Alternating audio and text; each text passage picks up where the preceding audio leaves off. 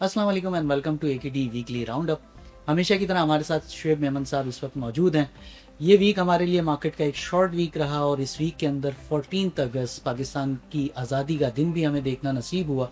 सबसे पहले तो आप सब नाजरीन को पाकिस्तान की आज़ादी का दिन बहुत बहुत मुबारक हो। साथ में आज़ादी के साथ साथ हमारा पाकिस्तान स्टॉक एक्सचेंज का इंडेक्स जो है वो इस वक्त अपनी तारीख की बुलंद तरीन सतह के पास ट्रेड कर रहा है और 1,47,799 और 797 का जो लेवल है इंडेक्स ने वो अचीव किया है और इस वक्त उसी रीजन के पास ही ट्रेड कर रहा है।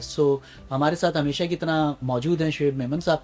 इनसे हम गुफ्तगू करते हैं मार्केट की परफॉर्मेंस के हवाले से। Welcome to our show. Shoaib भाई कैसे हैं, खैरियत से हैं? जी अल्हम्दुलिल्लाह, थैंक यू सर मार्केट तो अपने एक हाई की जानी बढ़ती चली जा रही है और week to month to day तक देखें तो हम मार्केट ने more than 7,000 points almost gain भी कर लिए।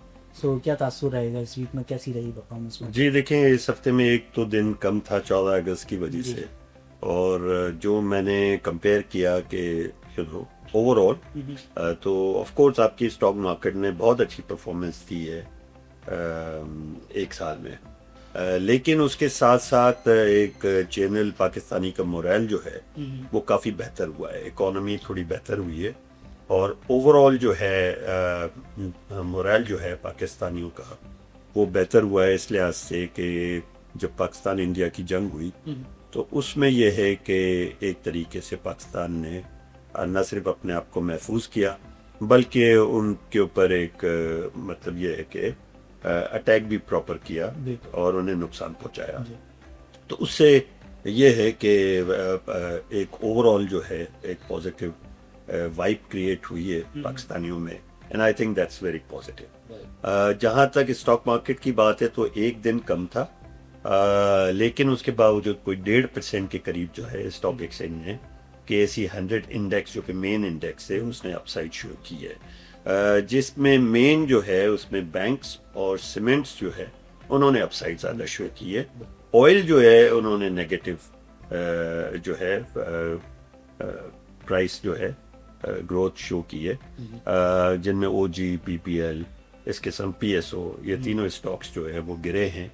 गिरने की वजह ये है कि एक तो पहले प्राइस बढ़ चुकी थी, दूसरा पावर सर्कुलर डेट पे अभी भी ज़रा अभी तक जो है वो प्रॉपरली साइन नहीं हुआ है, तो वो दैट इज़ द रीज़न। लेकिन आपके बैंक्स के रिजल्ट्स जो है वो कंटिन्यूसली अच्छे आ रहे हैं और आपके जो डिविडेंड्स हैं बैंक्स पे वो एक्स हो के दोबारा बैंक्स की प्राइसेस जो है वो ऊपर खुल रही हैं।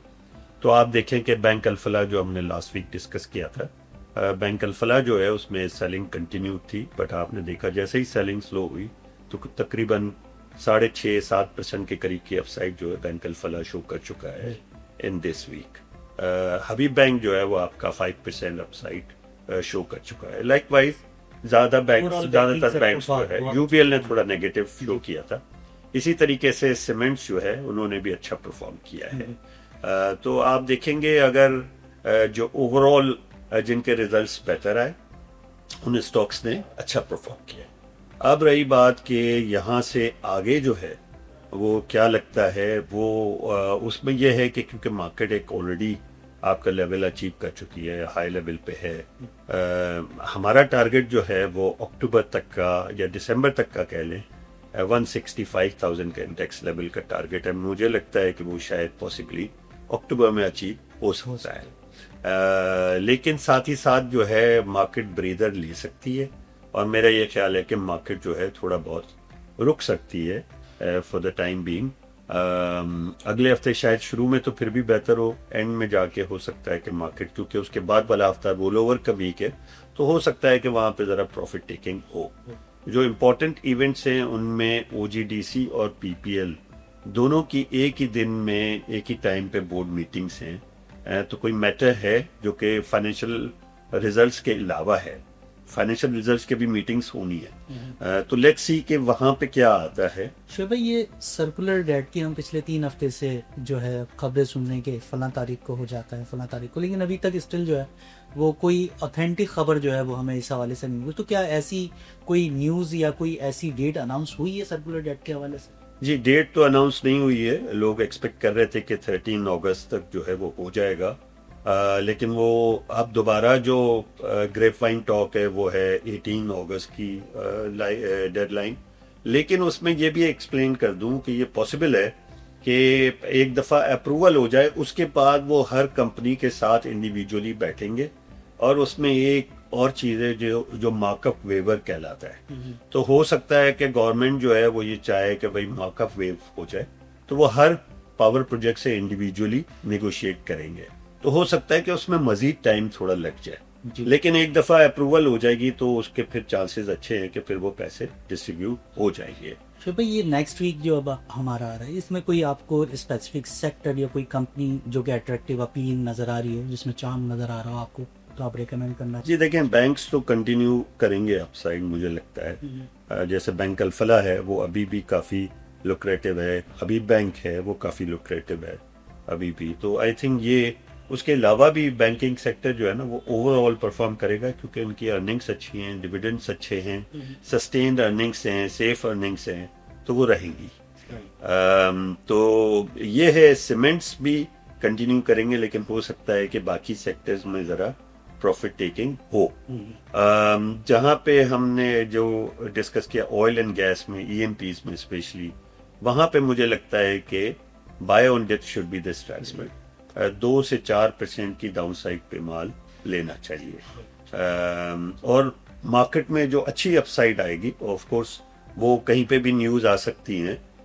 جنرل عاصم صاحب گئے ہوئے ہیں امریکہ, اگر اس کے بعد کوئی امریکہ سے ٹریڈ کے اوپر کوئی خبر آتی ہے پازیٹیو تو وہ کافی چیزیں کافی پازیٹیو ہوگی خبر. لیکن یہ ہے کہ اگر ہم ویسے دیکھیں تو آئل اینڈ گیس ایسا سیکٹر ہے جو کہ مارکیٹ کو اپورڈ لفٹ کر سکتا ہے, ڈرائیو کر سکتا ہے.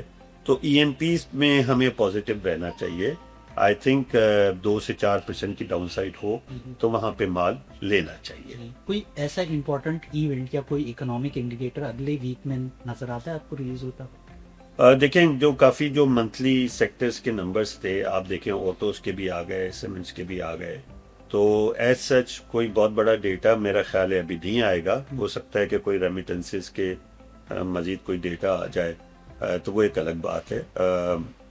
لیکن یہ ہے کہ کیونکہ ہمیں یہ دیکھنا ہے کہ بورڈ میٹنگز کن کن کی ہے. جیسے سسٹمز کی بورڈ میٹنگ ہے اس پہ دیکھنا ہے, انڈیویجول کمپنیز پہ زیادہ فوکس کریں. اینگرو ہولڈنگز کی بورڈ میٹنگ ہے اگست 27 کو, تو اس میں ہمیں امید ہے کہ 7 سے 8 روپے کی نارملائزڈ ارننگز جو ہے وہ آ جائے گی. ارننگز شاید زیادہ ہوں گی اس کی لیکن وہ پچھلے پاور کمپنیز پاور پروجیکٹس جو ان کے ہیں ان کی ارننگز انہوں نے انکارپوریٹ نہیں کی تھی وہ شاید ہوں گی. لیکن سسٹین بیسس پہ ہمیں لگتا ہے کہ یہ 8 سے 10 روپے پر کوارٹر آگے دے سکتے. تو Engro holdings is one good stock جو کہ آپ جو ہے انویسٹرز جو ہے اس کو کنسیڈر کر سکتے ہیں, جو ابھی بھی اتنا ابھی اس میں روم ہے اپ سائڈ کا.